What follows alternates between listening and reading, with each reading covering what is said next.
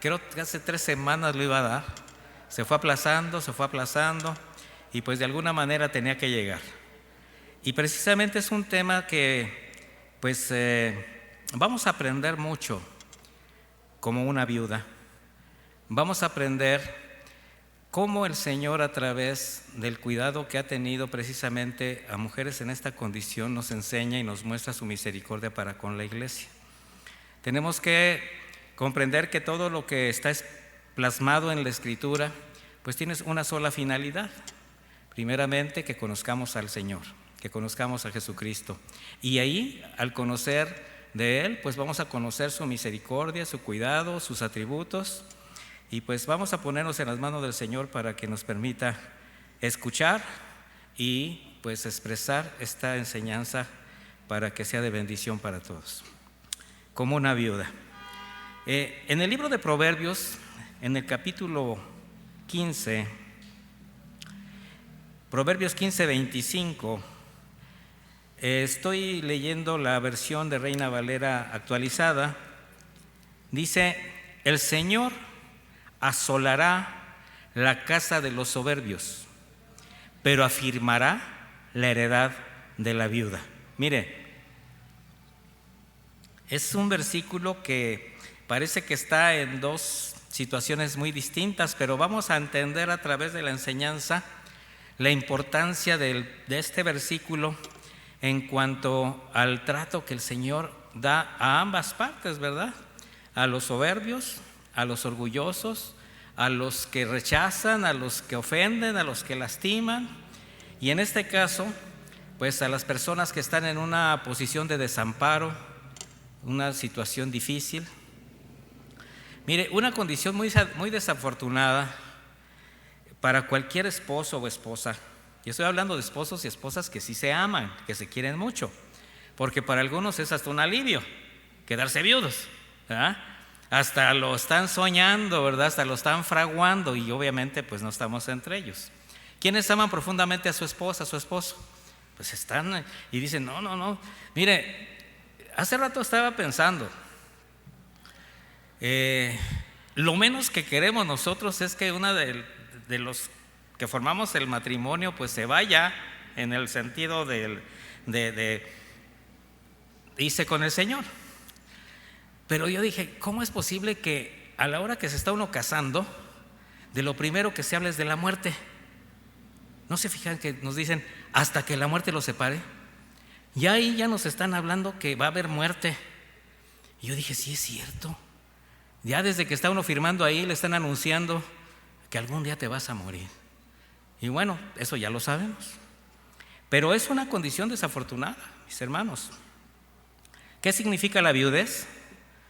Tristeza, soledad, planes rotos incluso, nostalgia, muchos recuerdos, experiencias buenas, malas, que terminan o en regocijo por el recuerdo bueno o en llanto porque se da uno cuenta de que esa persona no está a tu lado. Como cristianos tenemos una ventaja: sabemos que está con el Señor y sabemos que algún día estaremos juntos, pero no deja de ser triste. El bultito se extraña. Va a llegar un momento en que, bueno, ya no voy a decir más, ¿para qué los hago pensar? Pero aquí vamos a hablar de algo. Aunque para ambos resulta lamentable esta pérdida del ser amado con el que se compartió tanto, cuando es la mujer quien enviuda, pues las circunstancias son un poco distintas por la naturaleza y por la sociedad. Por eso mismo, mis hermanos, vemos en la Escritura que para Dios ser viuda era considerada una condición especial. Usted no va a encontrar esa misma atención a las viudas en la Escritura para con los varones, no la va a encontrar. Porque la mujer, pues al haber perdido a su esposo, se encuentra en una situación más vulnerable. En la actualidad no es distinto, aunque los tiempos estén diferentes, aunque ahora hay otra manera de acercar recursos, o si se deja una herencia, si se deja asegurada el patrimonio de la persona, pero pues siempre va a ser más difícil para la mujer una situación de viudez. La palabra viuda viene del latín vidua y del griego kerá. Ambas palabras se refieren a una mujer que ha quedado sola por la muerte de su esposo. Pero mire, también es un término que se ha usado para describir a alguien desprotegido, alguien desamparado. El estado de viudez no solamente representa la pérdida del esposo, sino también el estar desprotegido por la etimología. La condición de viudez para el pueblo de Israel era muy común debido a las constantes batallas que libraban por causa de los numerosos enemigos que tenía el pueblo de Israel. Y ellos tenían que estar librando batallas constantes, pues a causa de solo el establecerse en la tierra prometida, pues tenía que ser en base a batallas. Y de ahí el cuidado del Señor a las viudas. Por ejemplo, en el libro de Éxodo 22, yo se los voy a estar leyendo si quieren anotar. Dice: no afligirás a ninguna viuda ni ningún huérfano, porque si llegas a afligirlo y él clama a mí, ciertamente oiré su clamor, mi furor se encenderá y a ustedes mataré a espada, y sus mujeres se quedarán viudas y sus hijos huérfanos. O sea, ¿qué manera de decirle al pueblo, a las viudas las tienes que respetar? En Isaías 1:16 dice: lávense, límpiense, aparten de mi vista sus malas acciones, dejen de hacer lo malo y aprendan a hacer lo bueno. Ahora fíjese, inmediatamente de esta reprensión, ¿qué dice?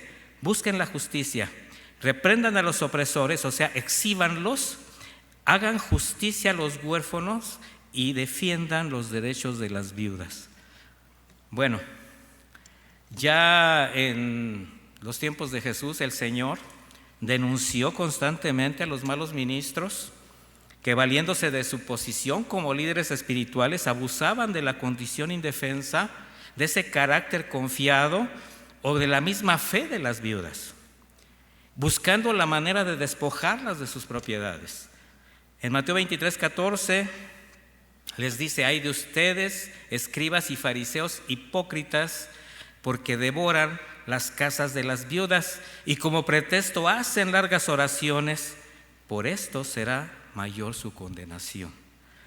Esto, mis hermanos, lamentablemente es una práctica muy común, y lamentablemente en la iglesia, donde muchos lobos y lobas que se dicen siervos de Dios o pastores de la iglesia, pues buscan mediante engaños enriquecerse despojando al pueblo de Dios y especialmente de las viudas. Mire, no se trata de recordar muchas cosas o de señalar algo, pero yo soy testigo de una gran cantidad de hermanas que quedaron viudas, que fueron despojadas por pastores sin escrúpulos.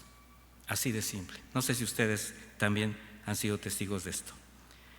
Pero el Señor, mis hermanos, aunque no hace acepción de personas, a la mujer, sin importar su condición, su estado civil o su edad, por su naturaleza en apariencia débil, y digo en apariencia débil porque si algo debo reconocer de la mujer es su fortaleza, pues en el corazón del Señor hay un lugar muy especial, y de ahí el énfasis de su cuidado hacia ellas.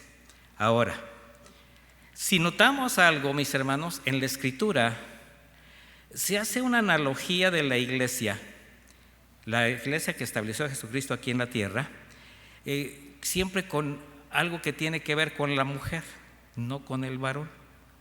La menciona como novia, como esposa, sí ubica esto, pero también la ubica como viuda, y es lo que vamos a aprender hoy. Por ejemplo, como novia, en 2 de Corintios 11:2 dice el apóstol Pablo: porque les celo con celo de Dios, pues les he desposado, una desposada es una novia, con un solo marido, para presentarlos como una virgen pura a Cristo. Desposada significa novia. Aquí Pablo hace mención de su celo y compromiso de presentar al Señor, a su propia iglesia, con la pureza, la santidad que Él merece, porque por ella dio la vida.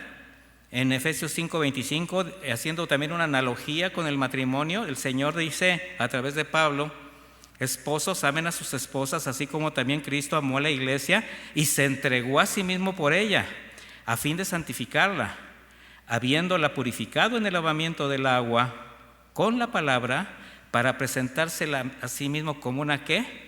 Iglesia gloriosa, sin mancha, sin arruga, ni cosas semejantes, sino que sea santa y sin falta. Allí está la novia. En este momento estamos en ese proceso.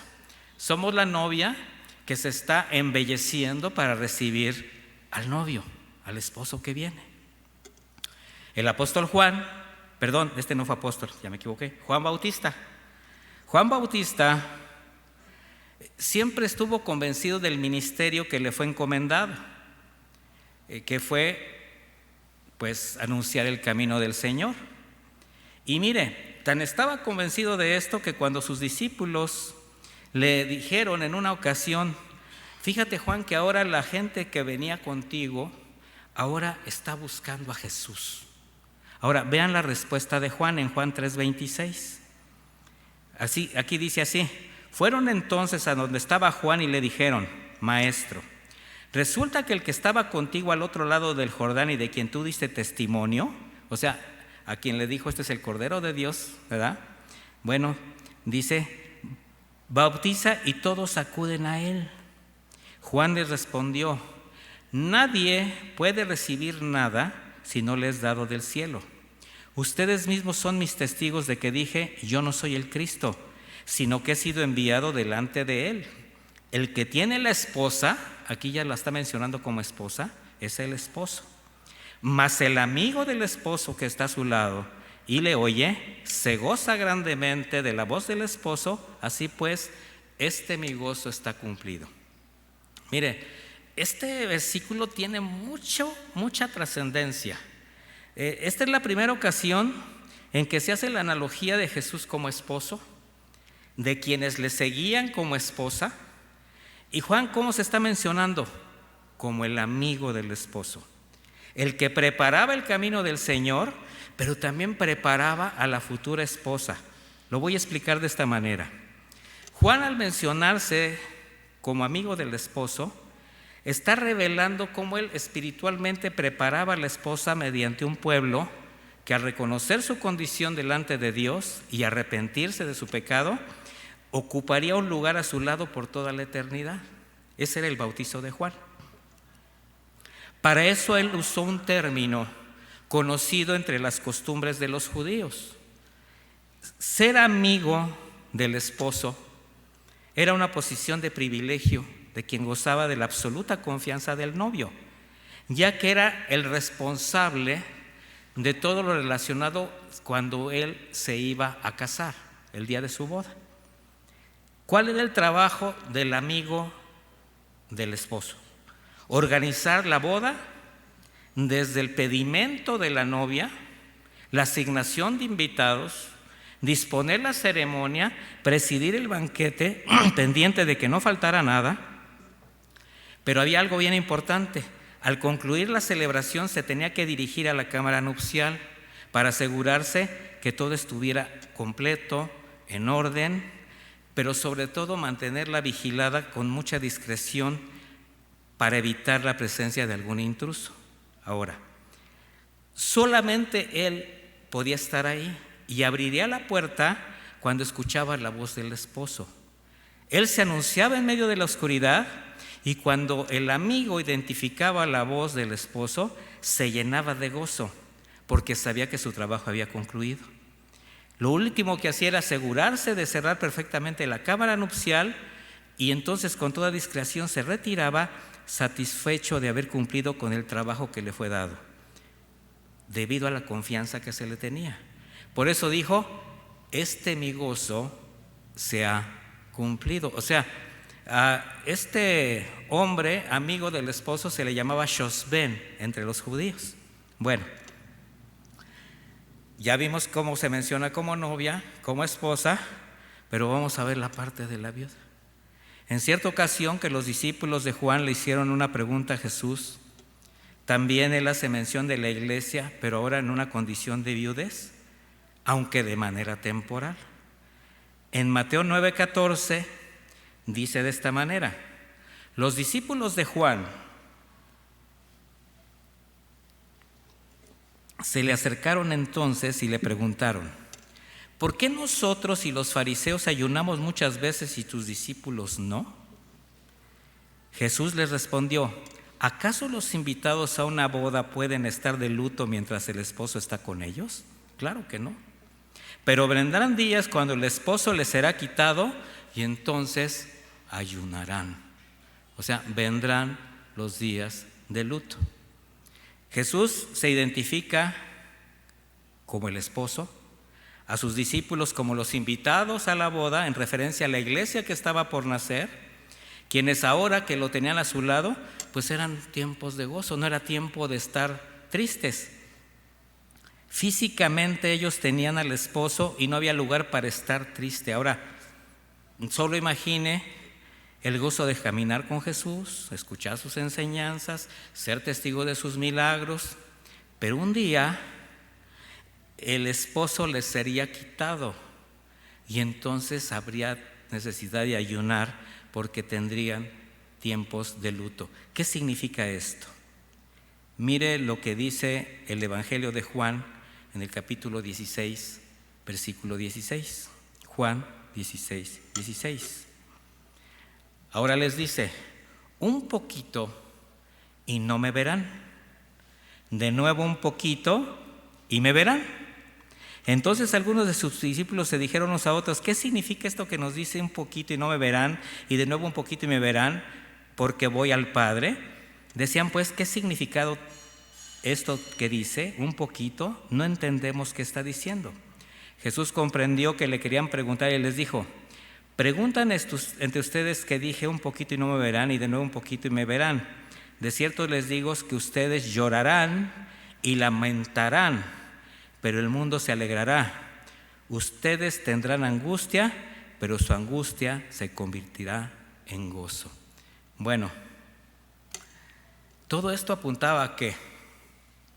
Al sacrificio de Cristo, pero también a su regreso. ¿Sí se da cuenta? Bueno, bajo la gracia, mis hermanos, el Señor ahora camina con nosotros. Pero como aún no ha regresado, nuestro gozo no es pleno, porque ese día vendrá cuando el Señor lo disponga. Ahora, en este tiempo el mundo se alegra, fue lo que dijo Jesús. Es decir, quienes no le conocen se gozan y disfrutan de lo que el mundo ofrece, pero la verdadera iglesia de Cristo, la novia, debe esperar su regreso guardándose pura y sin mancha para Él. El apóstol Juan en 1 de Juan 3, versículo 2, lo dice de esta manera: amados, ahora somos hijos de Dios y aún no se ha manifestado lo que seremos, pero sabemos que cuando Él se ha manifestado, seremos semejantes a Él porque lo veremos tal como es, y todo aquel que tiene esta esperanza en Él se purifica a sí mismo como también Él es puro. ¿Qué sucede? Mientras el Señor regresa, mis hermanos, Él nos sigue extendiendo su gracia, su misericordia, para poder perseverar hasta el fin, pero también para que, pues, al mismo tiempo cumplamos con nuestra misión. Y por eso, aquí viene lo bueno, estamos en permanente ayuno. O sea, son los días en que el esposo no está. ¿Y en qué ayuno vamos a estar? De todo aquello que nos pueda alejar de su presencia. Porque se acerca el momento del regreso y el día de luto habrá terminado. ¿Me di a entender? Nosotros estamos en un aparente luto, ayunando, pero de todo aquello que nos pueda hacer perder nuestra relación con Él. Somos una viuda y no, porque estamos lamentando que el Señor no ha regresado, pero estamos gozosos porque el Señor va a regresar. Y mientras tanto, ¿qué hacemos? Nos guardamos. Y a eso se refería el Señor con ese ayuno. Entonces, bajo esa analogía, los redimidos estamos esperando su regreso, y en cada pasaje, mis hermanos, donde comprobamos el cuidado permanente que el Señor tiene para las viudas, podemos ver el mismo cuidado que tiene para la iglesia, en esa condición durante su peregrinar por la tierra mientras Él regresa. Y vamos a ver algunos casos de viudas, y haciendo esta analogía con la iglesia se va a usted dar cuenta el por qué nosotros también somos como una viuda. Una viuda que clama justicia. En la parábola de la viuda y el juez injusto, usted la conoce, la de Lucas 18, del 1 al 8.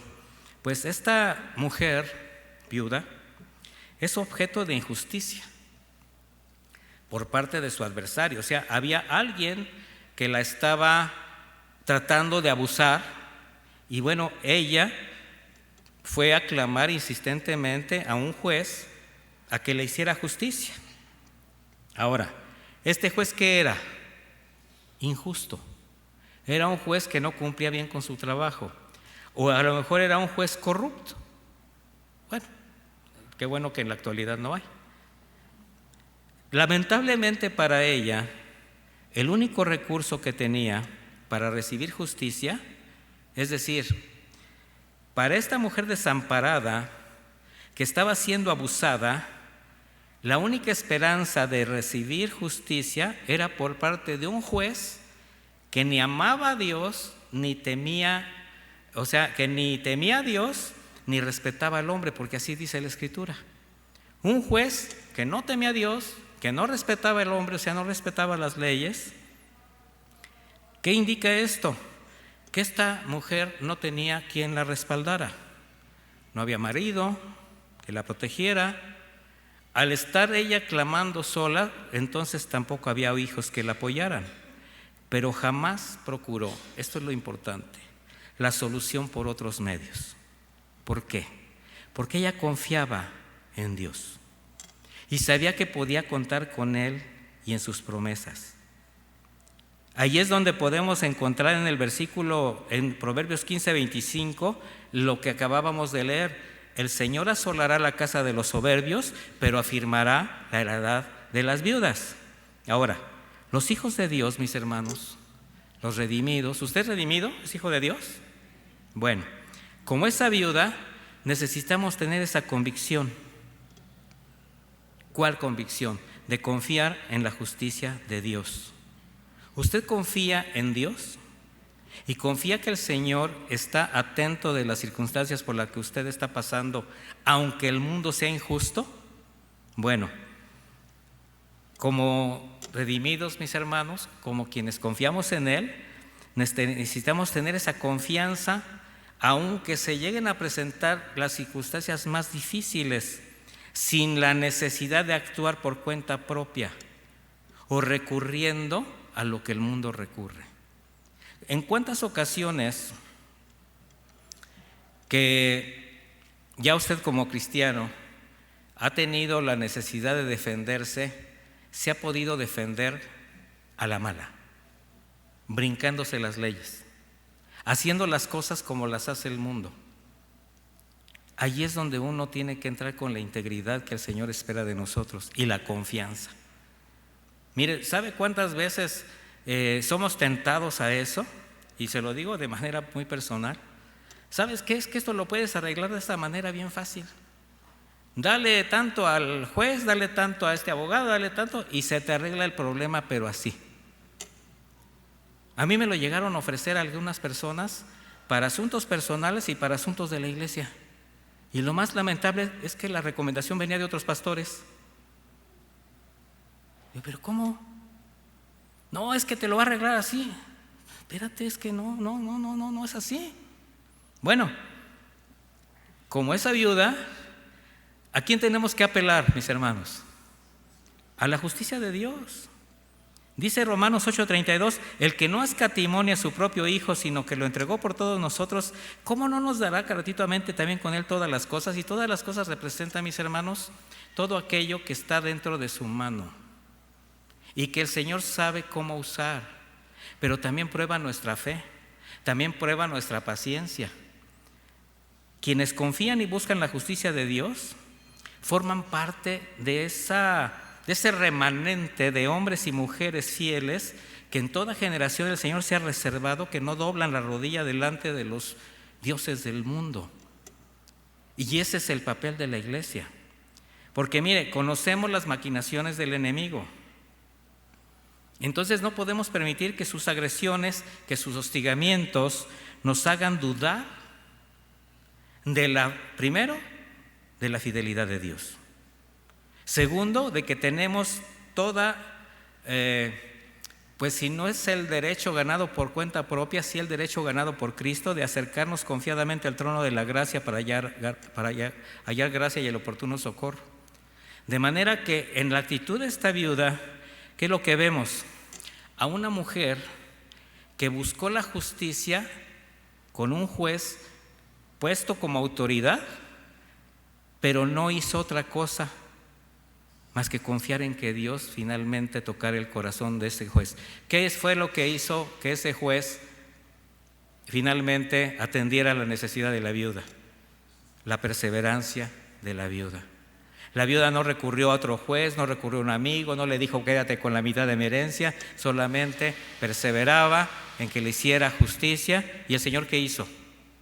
Justicia. Otra viuda, una viuda desamparada, en Segunda de Reyes 4, si me acompaña por favor. Segunda de Reyes 4, dice así, versículo 1: la viuda de uno de los profetas, o sea, era un hombre de Dios, se presentó a Eliseo con la siguiente súplica: mi esposo, siervo tuyo, ha muerto.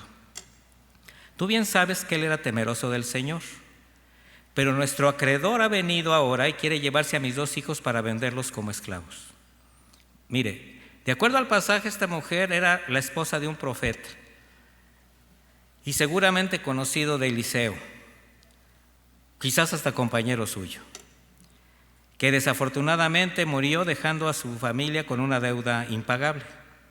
Ahora, sin importar haber sido esposa de un profeta y siervo de Dios, pues no fue valorada. Mire, en Oriente Medio las mujeres eran consideradas inferiores y no importaba ir contra ellas cuando las veían desamparadas.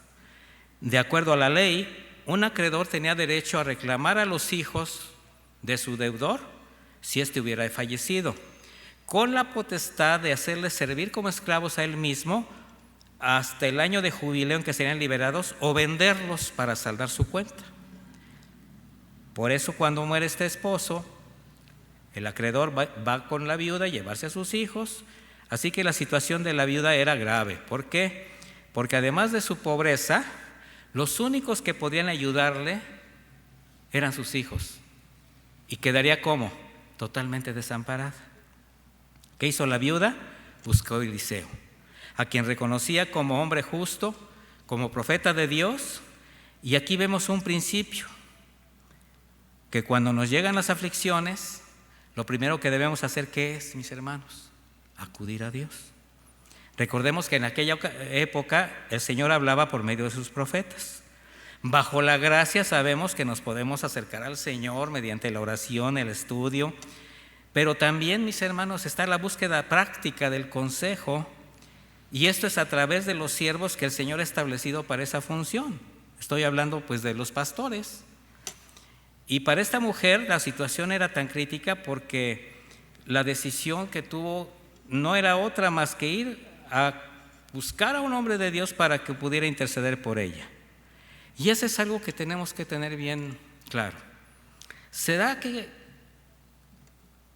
aunque decimos que confiamos en Dios y que confiamos en su palabra, cuando tenemos una necesidad o una aflicción, la primera reacción es acudir primero a Él. Usted analícelo. Cuando le sucede algo, cuando pasa algo en su vida, su primera reacción es acudir a Él,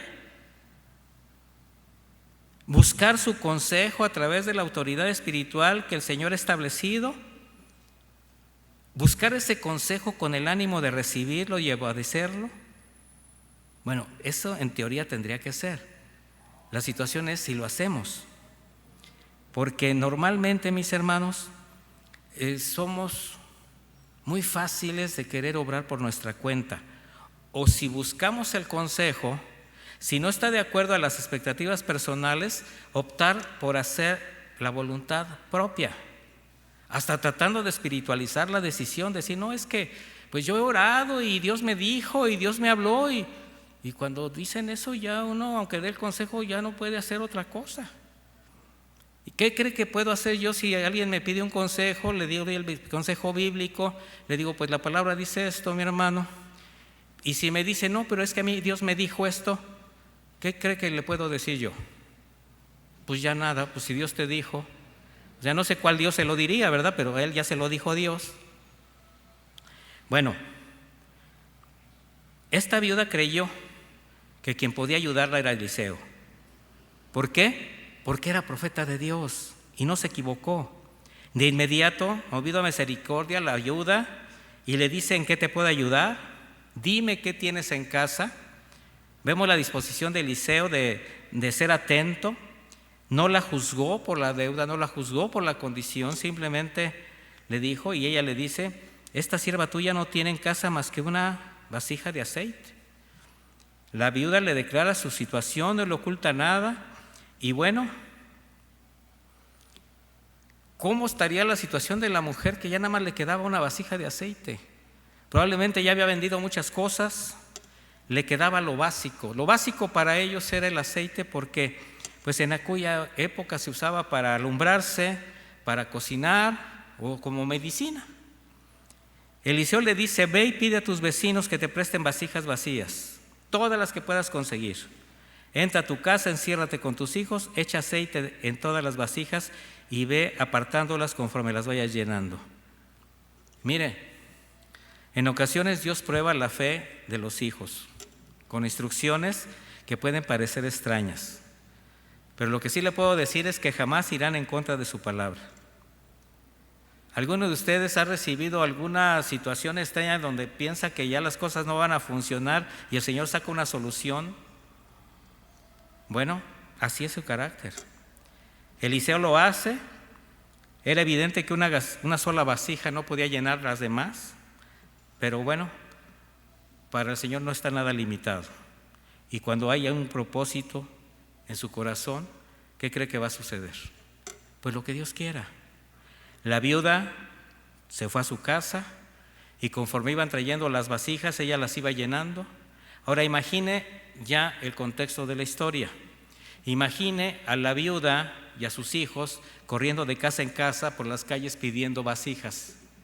Porque no nada más está en ver la historia, no, póngase en el lugar de ellos. De repente usted dice, bueno, pues voy a obedecer a Dios y voy a ir a pedir cazuelas. O sea, ninguno de ellos se avergonzó. Tomaron el consejo del profeta, llenaron cada vasija. Cuando todas las vasijas estuvieron llenas, dice el versículo 6, le dice, ya no hay más vasijas, el aceite se terminó. Entonces fue a contárselo al varón de Dios y le dijo, vende el aceite, págale a tu acreedor, tú y tus hijos vivan de lo que les quede. Las vasijas fueron suficientes para que la viuda pagara sus deudas, para que pudiera tener la posibilidad de retomar su vida con sus hijos y no serían vendidos como esclavos. Trabajarían para su propia familia. ¿Qué nos indica esto? Que el Señor se glorifica cuando parece que todo está perdido, pero sobre todo cuando se le cree. Y cuando se le cree, mis hermanos, en las manos de Dios, lo poco es mucho. No sé cuántos de ustedes hayan experimentado esta misericordia de Dios, pero Él jamás nos va a dejar de su mano. La viuda con el producto del aceite pagó sus deudas, encaminó a la familia a una vida honesta, de manera que el aceite continuó fluyendo. Ahora su trabajo y la buena administración de los recursos era lo que le quedaba. ¿Qué nos enseña la actitud de esta viuda? primero la importancia de confiar en Dios, pero también la importancia de confiar en el consejo que puedas recibir a través de las autoridades que Él ha establecido para que tú puedas acudir a ellas. Mire, mi hermano, yo sé, porque lo sufrí en mi momento, que es muy difícil por la manera como se ha ido corrompiendo también el ambiente espiritual cristiano, confiar en muchos pastores, es muy difícil. Pero por eso también la Biblia nos aconseja tener discernimiento. Dice Hebreos 3:7, acuérdense de sus pastores que les dieron a conocer la palabra de Dios. Piensen en los resultados de su conducta e imiten su fe. ¿Qué es lo primero que tú tienes que hacer para confiar en tu pastor? Ver su conducta. Una conducta que tú tienes derecho a considerar. O sea, tú puedes juzgar al ungido de Dios, ¿verdad?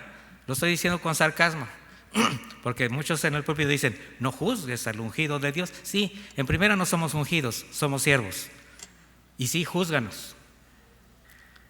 Ve la manera como nos conducimos, porque el siervo de Dios tiene que dar confianza. Y esa confianza se la tiene que ganar ¿con qué? Con su testimonio, con su conducta. Y no solamente para que puedas recibir un consejo, sino dice, e imiten su fe. ¿Qué dijo el mismo Pablo en alguna ocasión? Sean imitadores de mí como lo soy de Cristo. Bueno, eso, mis hermanos, para nosotros es un índice para poder ver que nos podemos acercar a los pastores. En Hebreos 13:17 dice, obedezcan a sus pastores y respétenlos. Ellos cuidan de ustedes porque saben que tienen que rendir cuentas a Dios. Así ellos cuidarán de ustedes con alegría y sin quejarse. De lo contrario no será provechoso para ustedes. Entonces, también los pastores necesitamos hacer nuestro trabajo con alegría. Necesitamos hacer nuestro trabajo con honradez y honestidad.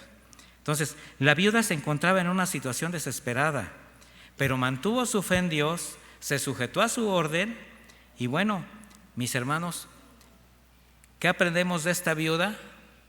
De dos principios: la confianza en el Señor, la obediencia, y que siguió el consejo del siervo de Dios, aunque parecía absurdo, pero estaba dentro de lo que el Señor en su palabra establecía. Vamos a ver otra viuda. Dice, esta la vamos a ver ya en el caminar de Jesús, cómo Él extendía su misericordia a todos, pero también tenía un especial cuidado para las viudas. En Lucas 7:12, y esta es una viuda que no tenía esperanza, mis hermanos. Dice, cuando llegó cerca de la puerta de la ciudad, he aquí que iban a enterrar a un muerto, el único hijo de su madre, la cual era viuda. Bastante gente de la ciudad la acompañaba, y cuando el Señor la vio, se compadeció de ella, y le dijo, no llores. Luego se acercó, tocó el féretro, y los que lo llevaban se detuvieron. Entonces le dijo, joven, a ti te digo, levántate. Para esta viuda, todo estaba terminado. Sin esposo, y ahora su único hijo, la única fuente de sostenimiento, era llevado a ser sepultado. Ella no tenía más que un futuro muy incierto. Jesús, en su misericordia, movido a ella, se acerca, le dice, no llores. Ahora imagínate el rostro de esta mujer, ver con incredulidad a Jesús, quizás con desconcierto, se te acerca un extraño, tú vas con el corazón destrozado y te dice, no llores. Pero en ese momento suceden cosas extraordinarias. Y le voy a decir por qué fueron todas extraordinarias. Obviamente lo más extraordinario fue el milagro. Pero primero se acercó al cuerpo y lo tocó. Y eso era algo que estaba prohibido. Cuando habla de féretro, no está hablando de un ataúd como los que conocemos en la actualidad. Era una mortaja que se usaba para llevarlos en andas. Ustedes sabían que bajo la ley, quien tocaba un cuerpo muerto, ¿qué era? Era maldito, era repudiado, era inmundo. Bueno, Jesús fue en contra de todo lo establecido. Primero le dice a una mujer que va desconsolada, no llores, y luego va, se para frente al féretro, para el sepelio, se acerca al difunto, lo toca y le habla. ¿Qué hubiera pasado si el muerto no se levanta? Pero el muerto se levantó. Dice Lucas 7:15, el muerto se sentó y comenzó a hablar. Ahora nada más fíjese cómo estaría tanto la mamá como los que iban alrededor. El relato no dice que esta mujer pudo haber expresado algo, pero ¿sabe lo que sí dice? Que la gente tuvo miedo. Mientras unos la alababan, otros tenían temor. ¿A qué nos lleva este relato? Jesús continúa extendiendo su misericordia y muchas veces, mis hermanos, cuando parece que todo está perdido y no queda otra cosa más que resignarse, el Señor tiene una respuesta milagrosa que solamente te va a llevar a exaltar a Dios en el momento que recibas esa respuesta. Una respuesta de algo que quizás ni siquiera tú estás orando. Y aquí sí tú tienes que analizar muy bien en tu caminar como creyente, ¿cuántas veces, mi hermano, aún sin haber expresado una oración, solamente con un llanto de por medio, solamente con dolor, el Señor, movido a misericordia, ha tocado tu vida y ha cambiado las cosas? O ha enviado a alguien para que las cosas cambien a tu alrededor. Así, mi hermano, como a esa viuda, el Señor también tiene cuidado de nosotros. Vamos a otro caso. Aquí vamos a hablar de una viuda que en apariencia era pobre. Ahora Jesús está en el templo mirando cómo los ricos presumían, aportando grandes cantidades a las arcas de las ofrendas. Dice Marcos 12:42, y una viuda pobre vino y echó 2 blancas, monedas pequeñas de poco valor. El valor de estas monedas serían el equivalente actual a la fracción más pequeña de cualquier moneda en la actualidad. No sé, creo que todavía hay de 10 centavos por ahí. Bueno, esas echó ella. Sin embargo, lo que hizo esta mujer fue tan importante y generoso a los ojos de Jesús, aunque para el resto de los presentes, incluidos sus discípulos, la ofrenda de esta viuda pues pasaba desapercibida, la verdad, pero no para él. Y en el versículo 43 dice, él llamó a sus discípulos y les dijo, de cierto les digo que esta viuda pobre echó más que todos los que echaron en el arca, porque todos han echado de su abundancia, de lo que les sobra, pero esta de su pobreza echó todo lo que tenía, todo su sustento. Una declaración sorprendente. ¿Cómo era posible que esta viuda pobre haya echado más que todos los demás? Obviamente hablando de los ricos que daban grandes cantidades. La razón es esta, mis hermanos. Para Dios, todo lo que seamos, hagamos y demos, en todo eso, Él no ve las apariencias, tampoco ve las cantidades, tampoco ve los recursos, sino la intención del corazón en cómo se dan. ¿Se acuerdan cuando el Señor le dijo a Samuel, cuando estaba buscando al sucesor de Saúl y vio al hermano mayor de David y lo vio también grandote, alto, güero, muy parecido a Saúl, y le dice, no mire su apariencia ni lo alto de su estatura, porque yo lo he rechazado? Porque el Señor no mira lo que mira el hombre mira lo que está delante de sus ojos, pero el Señor, ¿qué mira? El corazón. Y así será siempre delante de Dios. Él es el que conoce el corazón, y Él conoce nuestro corazón, conoce nuestras intenciones buenas o malas. Para esta viuda, estas 2 moneditas, aparte de representar su única posibilidad de comprar un poco de pan para pasar ese día, ella no dudó en entregárselo al Señor. Por eso su ofrenda fue mayor a la que daban los demás. Dio todo lo que tenía. La ley no exigía eso, mis hermanos. Sin embargo, los ricos que daban mucho, pero que daban de lo que les sobraba, solo imaginen esto, que ellos hubiesen dado como la mujer, todo lo que tenían. Dígame qué rico da todo lo que tiene. Qué difícil. Bueno, la ofrenda de esta mujer, de esta viuda, no fue solamente un acto de obediencia y de amor, sino fue un testimonio de confianza, un testimonio de fe en Dios, que nos enseñara el verdadero sentido de lo que le ofrendamos a nuestro Señor, que no se mide por la cantidad, sino por la intención con la que se da. Por eso les enseñamos en esta iglesia, mis hermanos, a que cuando usted ofrende, como dice la Escritura, de lo que el Señor haya puesto en su corazón, que lo haga de manera voluntaria y que lo haga con gozo, por lo que esto representa. ¿Qué representa? Que se extienda la palabra, que tengamos espacios donde congregarnos, que tengamos oportunidad de llevar la palabra a otros lugares y que podamos también aportar para necesidades, porque ese es el trabajo de la iglesia. Bueno, recordemos algo, mis hermanos.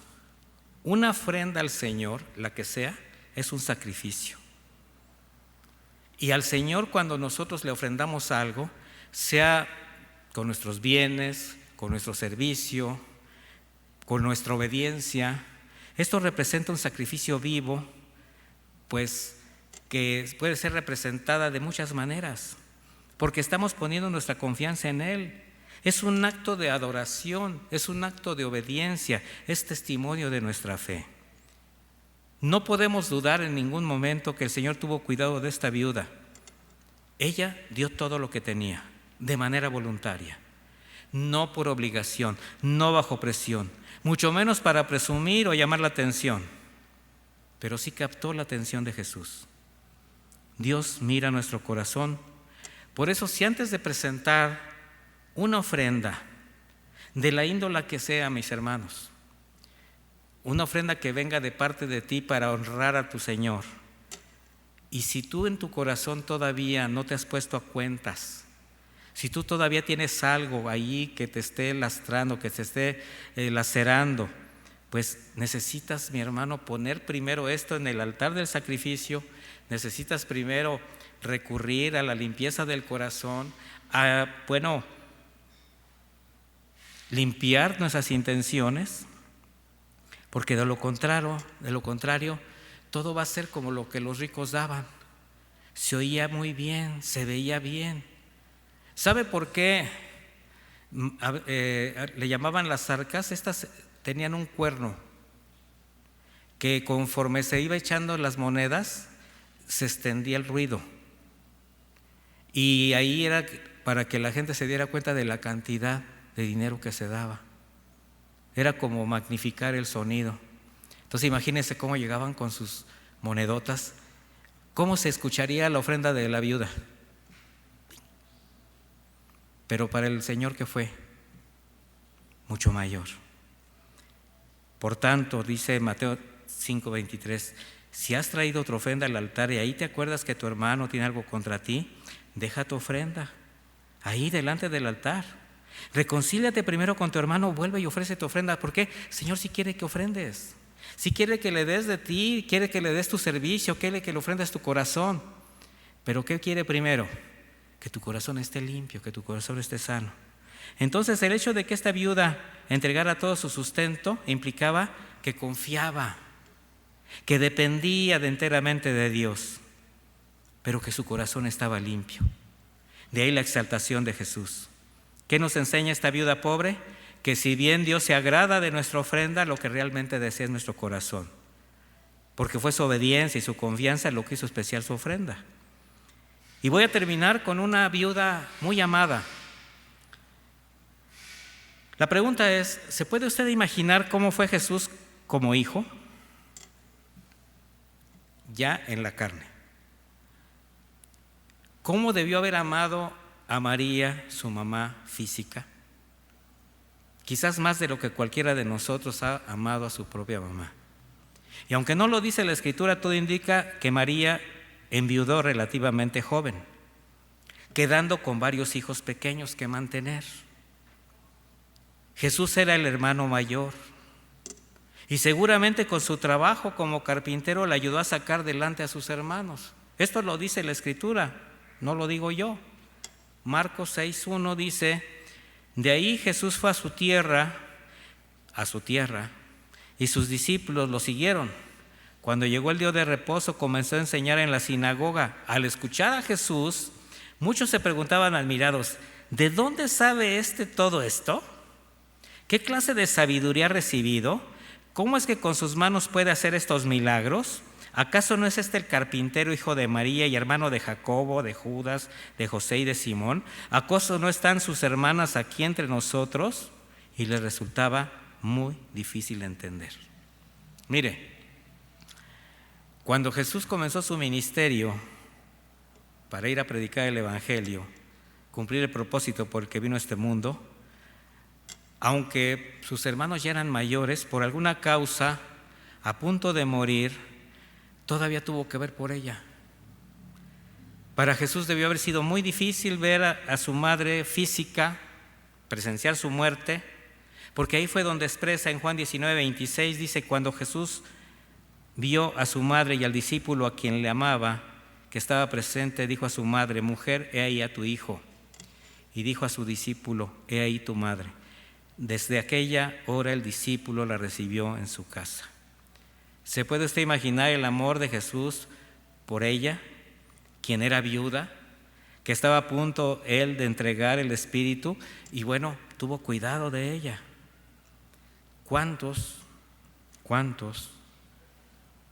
abandonan la obligación como hijos de sostener a las mamás, aún siendo viudas? ¿Y sabe qué? Aún diciéndose cristianos. Y Jesús nos hace aquí también una enseñanza muy importante de cómo debemos honrar a nuestros padres. ¿Sabe qué es honrar a los padres?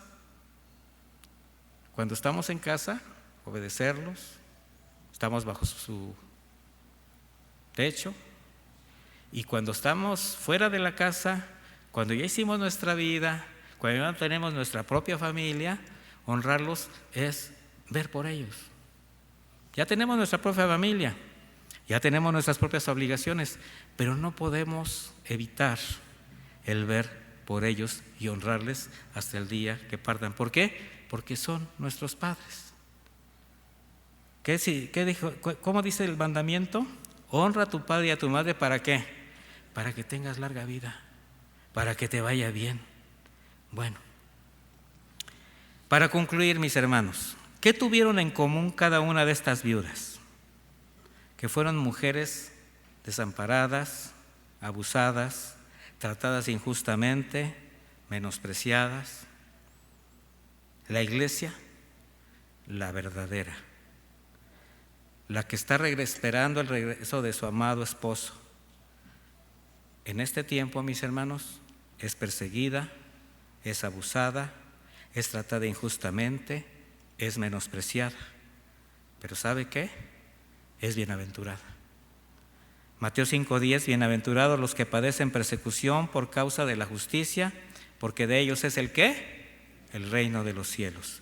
Bienaventurados sean ustedes cuando por mi causa los insulten y persigan y mientan y digan contra ustedes toda clase de mal. Gócense y alégrense, porque en los cielos ya tienen ustedes un gran galardón, pues así persiguieron a los profetas que vivieron antes que ustedes. ¿Qué nos enseñan estas mujeres?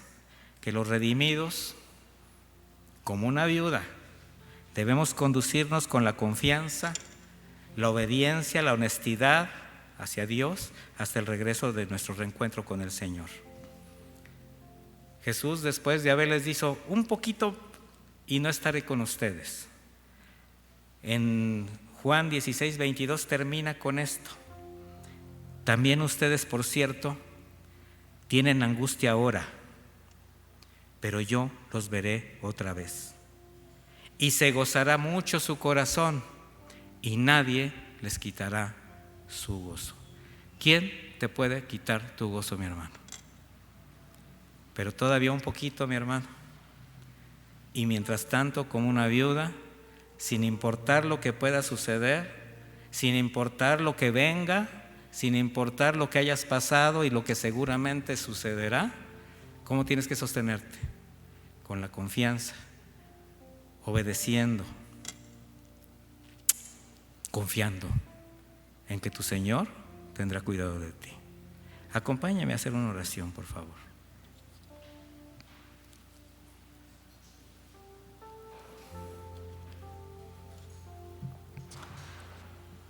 Bendito Padre, te damos muchísimas gracias, porque en tu palabra encontramos siempre consuelo, paz. No importa hacia dónde veamos, pero ahí siempre encontraremos una respuesta a nuestras necesidades. Ahí encontramos siempre a nuestro Señor Jesucristo extendiendo su cuidado, su misericordia. Y muchísimas gracias, Señor. Muchísimas gracias por tener ese cuidado por tu iglesia, que como una viuda, todavía un poquito, pero estamos a punto, Señor, de recibir ese gozo que permanecerá por toda la eternidad. Aquí está tu pueblo, Señor. Aquí está esta pequeña manada que confía, que está saliendo adelante por tu gracia. Y te pedimos, Señor, solamente que sigas siendo para nosotros ese Dios del cual podemos confiar, el que no cambia. De eso tenemos toda la certeza, que tú eres el mismo de ayer, de hoy y de siempre, que tú eres inmutable, que así como tuviste cuidado de aquellas mujeres, Señor, así como has tenido cuidado de tu pueblo en toda generación, lo seguirás teniendo para con nuestra vida. Y lo seguirás teniendo, Señor, con tu iglesia hasta que tú envíes a tu Hijo por cada uno de nosotros. El día que la esposa pueda estar por toda la eternidad al lado de su esposo. Así que muchísimas gracias, Padre, por recordarnos esto, porque nos haces entender, nos aseguras que siempre estarás con nosotros. Muchísimas gracias. En el nombre de Jesús. Amén.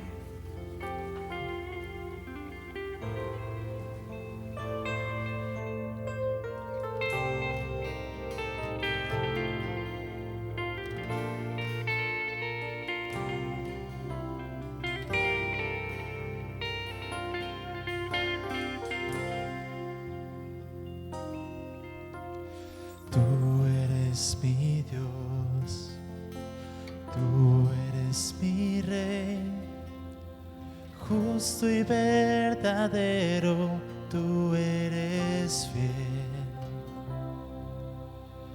Lo que has dicho tú se realizará. Tú eres Dios de pactos, tú eres fiel. Tú eres mi Dios, tú eres mi Rey, justo y verdadero, tú eres fiel. Lo que has dicho tú se realizará. Tú eres Dios de pactos, tú eres fiel. Y hasta los cielos es tu misericordia, y hasta las nubes tu fidelidad.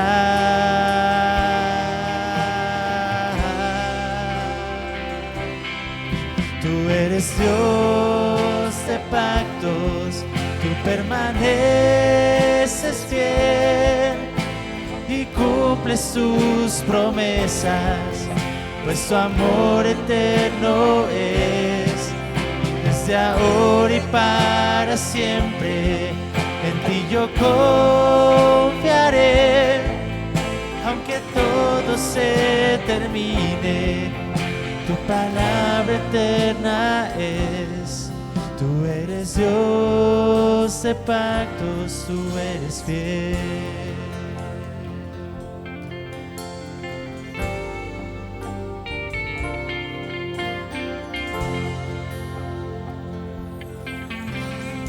Tú eres mi Dios, tú eres mi Rey, justo y verdadero, tú eres fiel. Tú eres Dios, lo que has dicho tú se realizará. Tú eres Dios de pactos, tú eres fiel.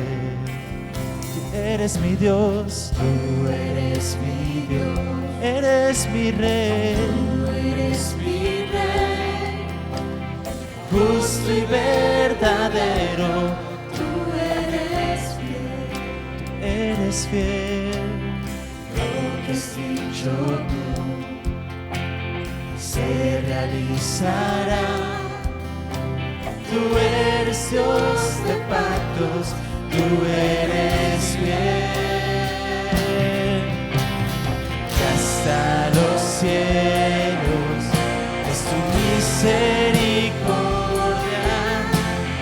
que hasta las nubes tu fidelidad.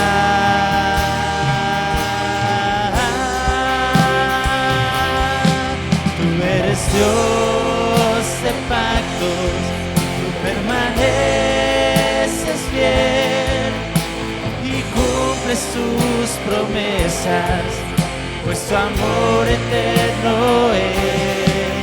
Y desde ahora y para siempre en ti yo confiaré, aunque todo se termine, tu palabra eterna es. Tú eres Dios de pactos, tú permaneces fiel y cumples tus promesas, pues tu amor eterno es.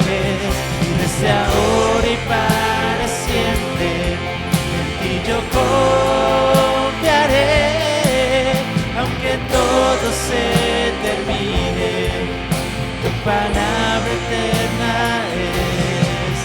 Tú eres Dios de pactos, tú eres fiel. Tú eres Dios de pactos, tú eres fiel. Tú eres Dios de pactos, tú eres fiel.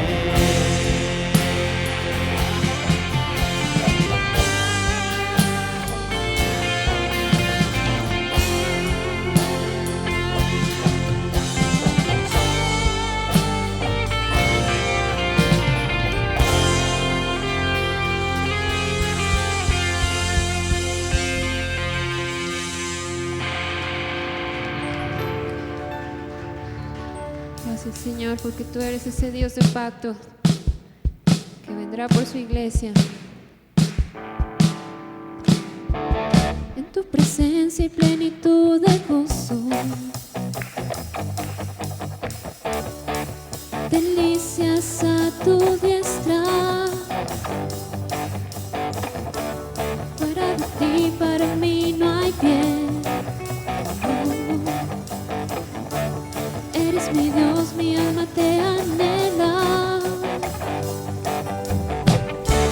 Eres mi escudo, eres mi refugio. Solo en ti yo viviré seguro.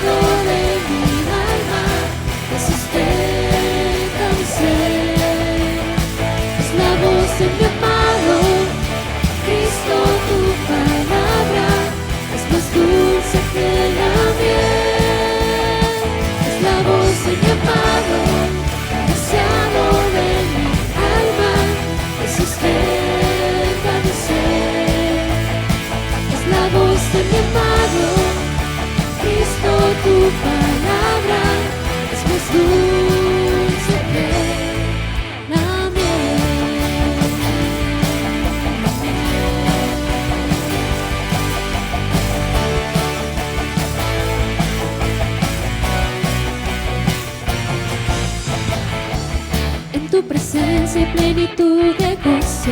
Sí, Señor, y delicias, delicias a tu diestra. Fuera de ti para mí no hay bien. Eres mi Dios, mi alma te anhela. Eres mi escudo, eres mi refugio. Solo en ti yo viviré seguro. En tu palabra he puesto mi esperanza. ¿Quién como tú vives que me aconseja? Cuando hablas a mi corazón, mi alma se goza y sabe bien.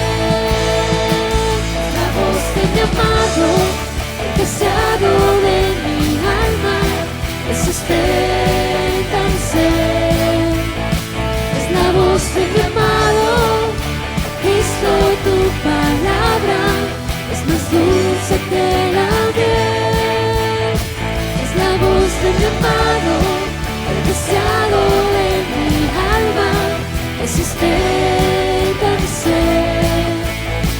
Es la voz de mi amado, Cristo, tu palabra es más dulce que la miel.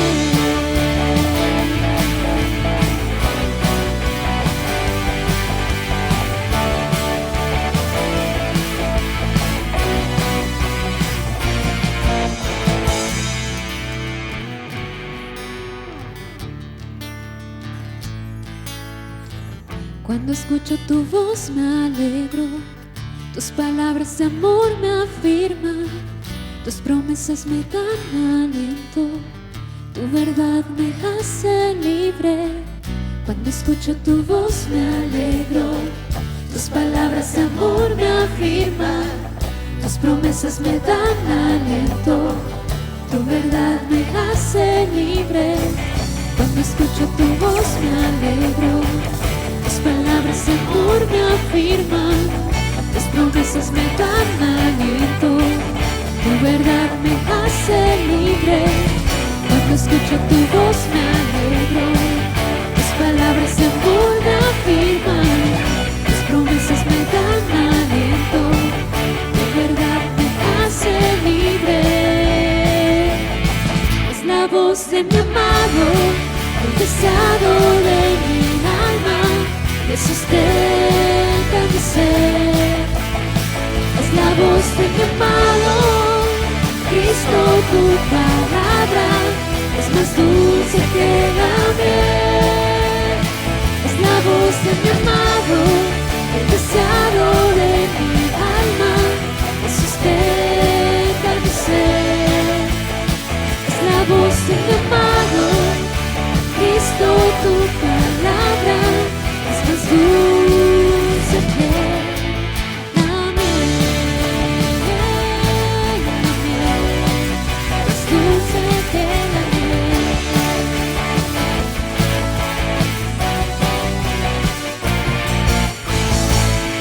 Amén. Te damos un aplauso a ti, Jesús, y esperamos tu venida. La iglesia y la novia dicen: ven, Señor Jesús, no tardes. Estamos despedidos, mis hermanos, que el Señor le bendiga. Nos vemos primero Dios el domingo.